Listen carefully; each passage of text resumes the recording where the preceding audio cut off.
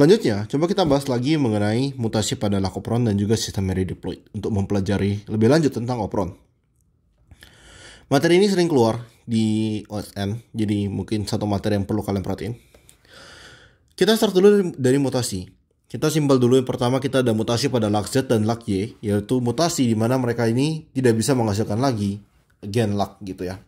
Yaitu nggak bisa ngasilin gen lock Z sama nggak bisa ngasilin gen lock Y. Sesimpel tuh. Jadi ini mutasi 0. Kemudian kita ada mutasi pada bagian operator, jadi O-nya operator pada gen lock, yaitu sifatnya adalah mutasi konstitutif. Ceritanya, kalau misalnya pada mutasi konstitutif ini, si operator itu terus-menerus nyala, nggak peduli ada represor atau enggak. Karena yang terjadi adalah represor ini sekarang tidak bisa nempel dengan si lock O, dengan si operator. Jadi kan awalnya kan si represor ini nempel dengan operator supaya dia bisa menghambat. Kalau misalnya sekarang operatornya itu tidak bisa nempel dengan represor, ya udah berarti represornya tidak bisa menghambat. Kurang lebih aku bilang kayak gini ya. Kan kita ada operator. Operator ini sebagai langkah untuk ekspresi lock operon kan. Ekspresi lock operon. Operator ini dihambat sama represor. Normalnya seperti ini. Terus kita ada alolaktosa kan. Alolaktosa sebagai inducer yang menghambat represor. Jadi kalau misalnya ada alolaktosa, maka represor dihambat, operator jalan. Kalau misalnya tidak ada alolaktosa, represor ada, operator jalan, operator mati. Jadi lock operon mati gitu. Ya kan? Nah, sekarang ceritanya ini si operator itu tidak menganggap lagi efek dari represor. Jadi represor ini tidak ada efeknya ke operator. Mau ada alolaktosa ataupun tidak ada alolaktosa, operator ini tetap jalankan lock operon gitu. Kemudian kita ada lock P. Jadi lock P ini adalah promoter. Nah, jadi mungkin aku tambah lagi lebih detail sini. Di sebelumnya operator kita ada promoter kan, promoter. Mungkin lebih tepatnya kayak gini ya. Ini ada promoter. Promoter tuh untuk menjalankan lock operon gitu. Kita butuh operator untuk operatornya harus nyala kan biar promotornya bisa jalan. Masalahnya sekarang kalau misalnya promotornya ngalamin mutasi, artinya apa? RNA polimerase itu tidak bisa menempel kan. RNA polimerase tidak bisa menempel pada promoter. Makanya kalau gini udah jelas ya. Kita nggak peduli yang lain-lainnya, pasti lock operon ini tidak diekspresikan karena ya promotornya nggak jalan. Terakhir di sini kita ada lock I. Lock ini apa? Represor ya. Dimana kita ada mutasi yang namanya super represor. Jadi pada kondisi super represor ini, sekarang si inducer alolaktosa ini nggak bisa nempel lagi dengan represor. Artinya apa? Ada atau nggak ada laktosa, dia nggak peduli. Represornya akan terus-menerus aktif dan dia akan menghambat operator. Kalau operator dihambat, maka lock operon juga dihambat. Gitu. Oke. Terakhir mungkin di sini kita ada juga mutasi pada represor. Jadi di sini tuh represor tidak berfungsi.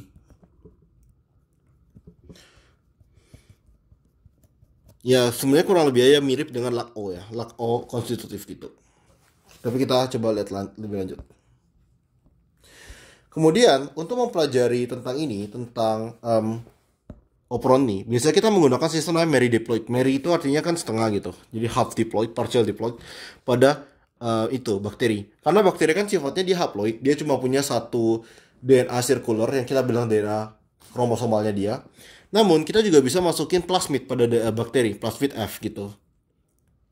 Nah plasmid ini bisa aja, plasmid itu ngebawa gen lock operon juga. Jadi artinya di bakteri ini sekarang kita ada sifatnya itu seakan-akan diploid. Dia ada 2 gen lock operon seperti itu. Inilah namanya sistem Mary diploid. Kemudian beberapa gen di sini, gen pada lock operon ini kita ada namanya gen yang sifatnya cis acting atau trans acting. Bedanya di mana?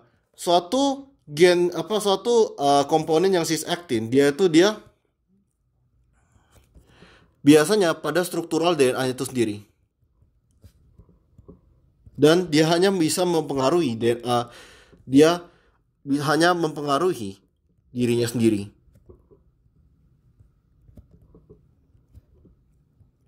Sedangkan suatu yang trans acting ini tuh biasanya suatu senyawa dihasilkan, protein biasanya. Mungkin ada protein dihasilkan yang bisa berdifusi.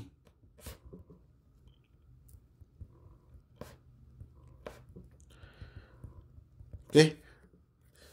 Jadi ini tuh dia mempengaruhi DNA lain.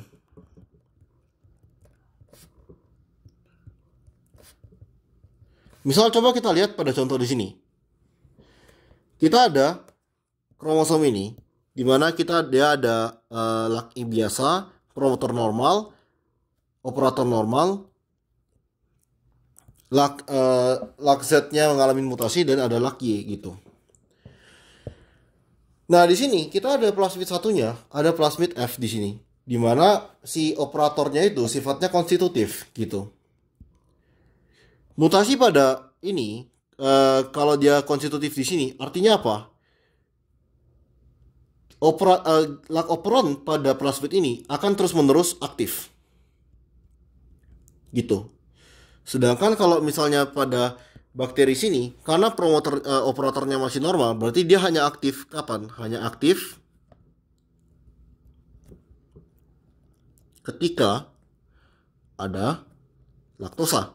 Ya kan? Dia hanya aktif ketika ada laktosa. Maka artinya gen lak Y itu hanya dihasilkan ketika ada laktosa doang gitu. Di sini mutasi ini sifatnya lebih ke cis karena dia mempengaruhi dirinya sendiri, DNA-nya sendiri. Nah, tapi misalnya contoh, sebutlah sekarang ternyata lak Y ini dia punya mutasi, dia sifatnya super repressor gitu. Dia sifatnya super repressor dan ini sebutlah dia normal. Oke, jadi operatornya normal. Ketika lak ini sifatnya super repressor, maka lak ini akan menghambat operator ini dan juga akan menghambat operator ini tidak peduli kondisi laktosa kan. Kalau dia super repressor, dia itu dia nggak bisa nempel dengan laktosa. Jadi keberadaan laktosa di sini itu tidak bisa menghambat represornya. Akibatnya, maka DNA di sini dan DNA ini tidak bisa diekspresikan. Inilah contoh suatu mutasi transacting gitu. Jadi si represornya, karena represor itu adalah protein yang bisa berdifusi ke sel gitu, jadi dia bisa menghambat kedua-dua DNA. Seperti itu. Coba kita coba aja langsung kita kerjain soal ya gini. Misalnya, jadi ini ada genotip dari bakteri ya. Kita mau lihat ekspresi dari beta galaktosidase dan permease ketika tidak ada galaktosa dan ada laktosa. Kita lihat dulu ini contohnya. Pertama ini dia normal ya. Jadi dia ada represor normal, promotor normal, operator normal, lak Z, lak Y normal. Berarti kalau misalnya nggak ada laktosa yang nggak akan dihasilkan. Sedangkan kalau ada laktosa kita pasti dihasilkan. Kita asumsikan di sini glukosa rendah ya. Kita asumsikan glukosa dalam kondisi rendah biar lebih sederhana. Sekarang coba kita lihat yang kedua. Represor ada, promotor normal, tapi dia konstitutif. Artinya apa kalau konstitutif? Dia akan dihasilkan terus-menerus. Terus kita lihat ya, lak Z ini ada. Lak Z itu kan ngasilin beta galaktosidase. Berarti mau ada laktosa atau nggak ada laktosa, lak Z ini akan dihasilkan. Kenapa? Karena ini konstitutif gitu. Dia nggak peduli keberadaan laktosa. Selanjutnya lak Y ini kan permease. Karena dia itu mengalami mutasi 0, berarti dia nggak akan dihasilkan sama sekali. Oke? Kita lihat yang bawah. Sekarang ini ada mutasi pada represor. Jadi represornya tuh nggak ada. Operatornya normal dan lainnya normal. Tapi karena nggak ada represor ya semuanya bakal akan terus menerus diaktifasikan kan. Kenapa ya? Karena mereka nggak dihambat sama represor. Kayak gitu. Selanjutnya kita masuk yang ini ya, Mary diploid gini. Jadi kalau kita lihat di sini, ini tuh ini normal semua, dua-duanya normal. Tapi di sini dia tidak bisa ngasilin, dia nggak bisa ngasilin itu kan, dia nggak bisa ngasilin represor. Tapi tenang aja, ada gen represor di sini. Jadi gen represor di sini bisa menutupi fungsi dari si mutasi represor di satunya, ya kan? Terus di sini kalau kita lihat, di sini tuh dua-dua nggak ada gitu. Di sini tuh nggak dua-dua tuh nggak ada lak Z sama lak Y, tapi di sini cuma ada lak Z gitu kan. Artinya di sini kalau ada laktosa, kalau misal nggak ada laktosa ya, nggak ada laktosa. Kalau nggak ada laktosa kan, jadi si represor ini bisa menghambat operator di sini sehingga kedua gen ini nggak dihasilkan.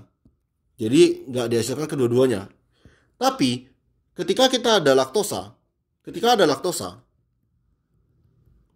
kan awalnya tadi represor menghambat operator ini, laktosa menghambat represornya.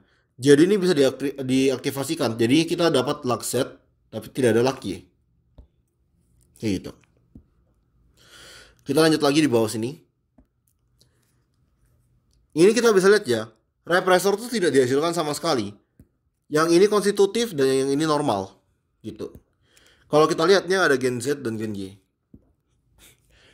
Karena ini nggak ada represor sama sekali, pasti mereka dihasilkan terus menerus, ya kan? Terakhir di bawah, kita ada super represor, oke? Jadi represornya super, dia berarti terus menerus akan menghambat operatornya dari kedua DNA ini. Artinya apa? Maka yang tentu aja nggak ada yang bisa dihasilkan. Jadi kurang lebih seperti ini ya hasilnya, jawaban dari soal ini. Baik, sekian penjelasan kali ini, semoga membantu.